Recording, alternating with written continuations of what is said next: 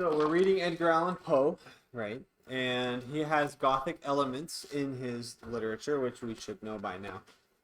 However, his literature is still not Gothic literature. It's Romantic literature, as in American Romanticism. Um, but it has Gothic elements in it. So what I want to do today is talk about the development from classical literature to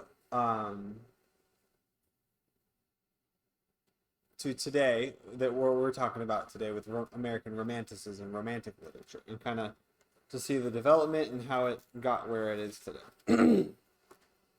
So what I'm using now is a handbook to literature.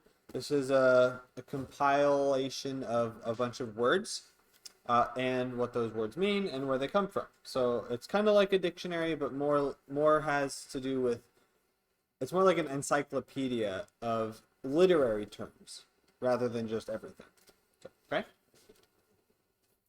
All right. Caleb's probably going to want to take notes. Okay? So let me start by reading what this entry for Gothic. Okay, what does the word Gothic mean? Not just as in a type of novel or something, but as in an adjective. What is the word Gothic and where does it come from? Gothic comes from the term originally comes from the group of a Germanic tribe called the Goths. Okay, so although the Goths were a single Germanic tribe of ancient and medieval times, so they were of ancient in Britannia and medieval times as well, the meaning of Gothic was broadened to mean Teutonic or Germanic, and later medieval in general. So originally the Goths were one tribe in the Germanic area, okay? And it became a term used and applied to that area in general. And then later on, it became a term applied to the medieval time period. So it really began to broaden its use. In architecture, Gothic, although it may mean any style that's not classic, so in one sense, Gothic is kind of an antonym to classic, Gothic versus classic. So although it may mean any style not classic, in architecture it's more specifically applied to the style that succeeded the Romanesque in Western Europe, flourishing from the 12th century to the 16th century. So it's a broad term, but specifically in architecture it can also mean referring to the type of architecture that became popular in the 16th and 17th century. That's what it said, right? No, I'm sorry. 12th through the 16th century in architecture that came about after the Romanesque architecture. It's marked by the pointed arch and vault, vertical effects suggesting aspiration, stained windows for mystery, and slender spires, flying buttresses, intricate traceries, wealth and a variety of detail, and flexibility of spirit. So it has a lot to do with this natural, it has a lot to do with nature. It has these pointed archways, right? So like when you think of a church, an archway that doesn't just arch like this, right? Comes to an archway, but the pointed arch that comes to a spear point at the top, right? That's very Gothic. Anything that's like looking up, so you'll see it in movies, which we'll talk about. Now, moving on from that and applied to literature specifically, this is where it becomes an antonym to classic, the adjective classic. Applied to literature, the term was used by the 18th century neoclassicists, so classicists, but they are new classicists, as synonymous with barbaric. So the neoclassicists, those who supported the idea of the classics in the 18th century, so that's 1700s, the people who supported the classics said that Gothic was barbaric. Okay, so that means it's just undignified, it's not good, things like that. Addison said that artists who were unable to achieve the classic graces of simplicity, dignity, and unity resorted to the use of foreign ornaments. Quote, all the extravagances of an irregular fancy, unquote. And then here we have another term that should be key. The Romanticists of the next generation. So Romanticists followed the Neoclassicists. The Romanticists of the next generation, however, looked with favor on the Gothic. Why? The Neoclassicists said Gothic is barbaric. Instead, we should do art that follows these kinds of ideas: simplicity, dignity, unity. Why would the Romanticists say we like Gothic when the Neoclassicists say they don't for those reasons? Like simple stuff. Simple in what way? What do you mean by simple? Like simple values such as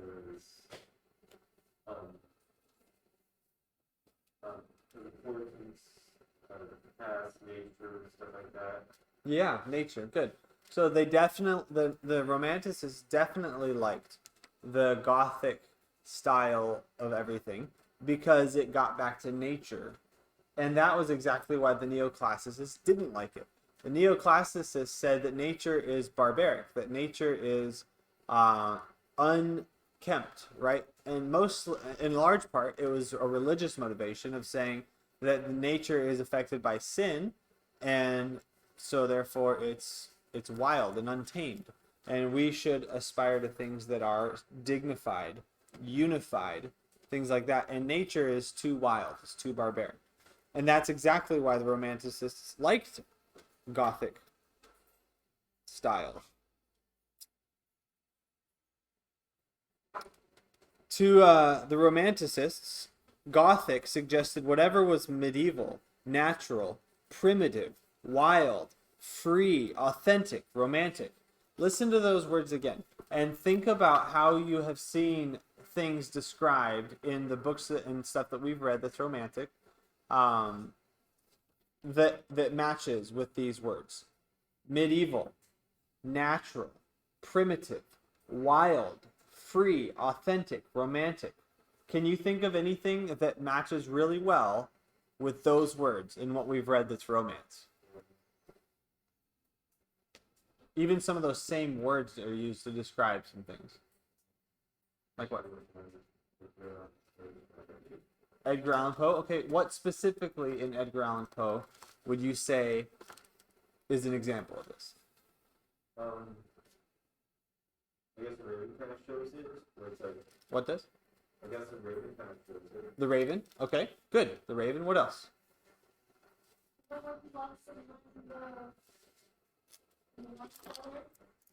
Okay, what about the wine cellar? That's very wild and Yeah. Okay, good. Very primitive. When I think of a wine cellar and a dungeon, which is what it ended up being, I think of the word primitive and definitely medieval. the word mason, which is like more of a medieval thing. Mm-hmm. And then also just they're kind of like seeing the festival, and it seemed like it was an older type of festival. Right. Good, good. So the whole scene was very medieval. What else? What about in Emerson or Thoreau? We haven't read them yet, but anything at all that you can think of? Okay. I think they both.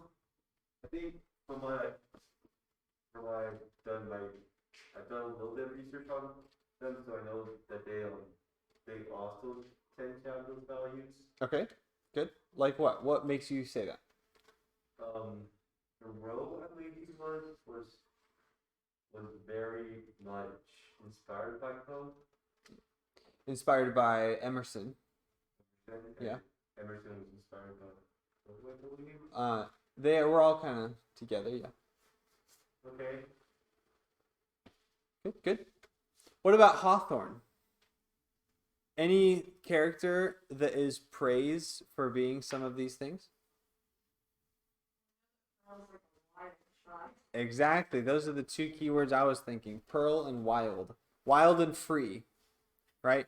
What a lot of people say today, like you might hear it as a complaint for like Instagram people, uh, when they're like, that's fake. It's I like when they take a picture of their dirty laundry and they're like, this is authentic. This is me. I'm just being genuine, right? That's wild and free and genuine. It's that same idea. So those are some examples of how the Romanticists appreciated the Gothic for those reasons. Indeed, they praised such writers as Shakespeare and Spenser, which a lot of people praise. People who are not Romanticists praise Shakespeare and Spenser. But why do the Romanticists praise Shakespeare and Spenser? It's because of their Gothic elements: variety, richness, mystery, aspiration. Have you guys read the Red Cross Knight? That's really famous. It's from Spenser's Fairy Queen. Yeah, it's very medieval, knights in shining armor, killing the dragon and saving the damsel kind of thing, which is very romantic and very Gothic. So going on. Later, vigorous celebrators of the Gothic were Ruskin, Pater, or Pater, Henry Adams. The comic books and movies devoted to Batman emphasize the pointed arches and vertical movement in dark spaces. So, for one, it's a very dark environment. Batman is, right? It's all of the scenes are dark, almost the whole movie, and then when you think about like the archways, right? Like there's a lot of pointed archways in the Batman castles and in his mansion. And then also even the shots that they make. A lot of times the camera is below, so Batman comes on scene and he's like standing up and the shot is like this, pointing up at him, right? So it makes him look tall and inspiring and dark. So very, very Gothic. And even, let me keep reading the name too. The comic books and movies devoted to Batman emphasize pointed arches and vertical movement in dark spaces. The 1989 movie ends in a Gothic cathedral in the aptly named Gotham City. So that's where the name Gotham City comes from. Joyce Carol Oates called Cormac McCarthy's Blood Meridian a Gothic Western. All right.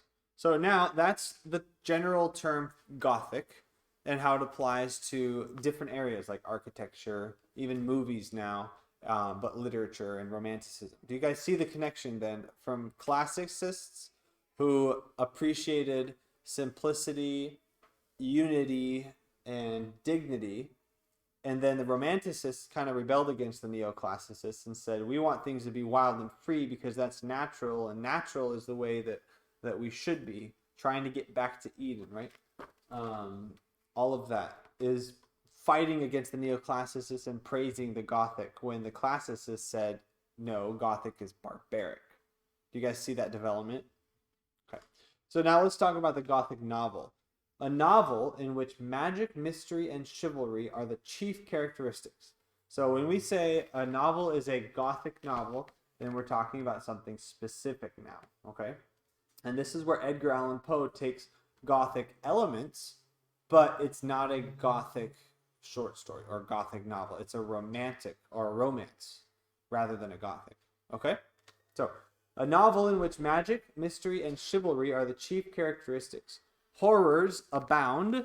One may expect a suit of armor suddenly to come to life among the ghosts, clanking chains, and charnel houses.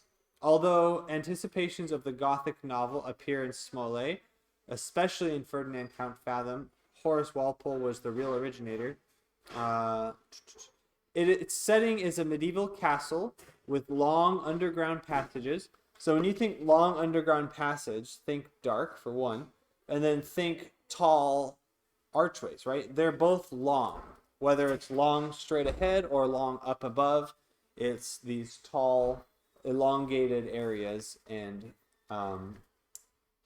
architecture.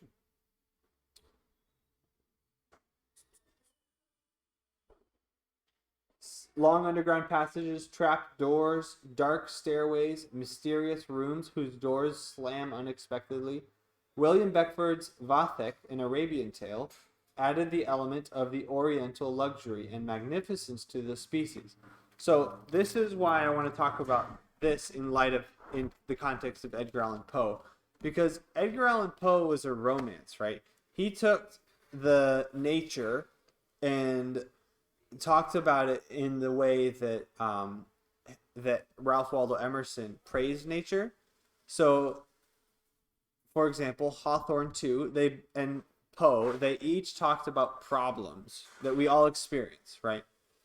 The difference is that Hawthorne provided a solution, which we recognize as the wrong solution. He said that the solution is the heart. Follow your heart, basically. And Poe talks about the same problems, but I think because of his horrible life and how dark it was, he doesn't really provide the same kind of solution. And maybe sometimes I haven't come across it though. I get the sense that he's just very pessimistic. Poe talks about the same problems, death, murder, anger, revenge, that Hawthorne talked about in The Scarlet Letter. Same themes, except that Poe is kind of like, well, the bad guy wins. He just kind of gives up. Where Hawthorne says, no, there's a redeeming element. Pearl, at the end, becomes the person she's meant to be in spite of all this trouble that they experienced. Poe's story is more like, I've experienced all this trouble and I'm depressed. And that's it. That's the end. So they're very different in their ending. But Poe, nonetheless, is very much a romance, because what he writes is romance, because it's talking about those same issues in the same way. However, because it's dark, he takes in these Gothic elements. So what he's doing is he's melding together these different genres. Okay, and that's because that happens naturally. So when Gothic was becoming a substantial, recognized element in literature, they started to take in elements from other areas too, like the Oriental aspect. So it says here, William Beckford's Vathek, an Arabian tale, added the element of Oriental luxury and magnificence to the species. So now Gothic is not so much Germanic, but it's dark and mysterious and medieval. And now we're adding in the Oriental aspect of being mysterious and extravagant gold lining, and they're starting to change the genre by adding influences from other cultures, but it's still very Gothic. And that's what Poe does too later on with different elements. And that's what we see today as well. So when we talk about, for example, science fiction versus fantasy, okay? Fantasy, classic fantasy, is very, very settled as to what it is. It's some of the same characteristics, but not always dark, right, as Gothic. So Gothic, it says, chief characteristics were magic, mystery, and chivalry. So those are very, very key elements in classic fantasy, except that more often than not, the classic fantasy is not so dark like Gothic literature is. So classic fantasy, though, has started to change as well. So when I think classic fantasy, you would think like Lord of the Rings, because that's magic, chivalry, a lot of chivalry, definitely magic, and adventure. But there's no explanation for how the magic works. Like Gandalf has a staff and then he gets an upgrade, but there's no science behind how his staff works. He taps it in Mordor, or in the Mines of Moria. He taps it on the ground and a light shows up. How is it powered? It's by magic. Right, but what makes the magic work? Well, you don't know that. It's just magic. It just does work. That's like not scientific, right? So in one end of the spectrum, we have this classic fantasy where things happen by magic, but no explanation for how it works. So that makes it unrealistic, which is why they liked the fantasy. It was unrealistic. It was imagined. On the other end of the spectrum, we have science fiction, which says we should never write anything unless we know how it works, right? And so they write things like Ender's Game, where they're in the future, and they have science, and they have science fiction authors are proposing imaginative ideas that science could possibly make, like this immediate communication, where they splice an atom, and then the atom reacts to itself. Whatever happens to one side happens to the other side, no matter how far apart they are. So they use that to communicate light years apart from each other with immediate communication, right? So he's providing ideas that, with the hopes that scientists could take these ideas and actually make something of them. That's the other end of the spectrum, right? Now we've got literature that is mixing those two ends, which are very much opposites. So, for example, this one, Brandon Sanderson's The Way of Kings, is very, very magical, very chivalrous, very mystery oriented. It's definitely an entirely different world where there's things that happen, but he uses the principles of science, like the second law of thermodynamics and things like that, and he applies it to a world that has magic. And so he starts to create a system where magic is actually run by laws, and you can use it to do things, and it's taking both ends of the spectrum and putting it into a single book. So that's what is happening with the Gothic literature. Poe is taking Romantic literature, he's taking Gothic literature, and he's putting them into one in order to create something new. And that's part of why Poe is so memorable. When you read his stuff, it's so flowery, but it's so dark, and that's not what you expect. Like, you don't always expect that when you read other romance novels. So, okay, any questions on the development of literature from classicist to Gothic to neoclassicist to romance? Okay, all right.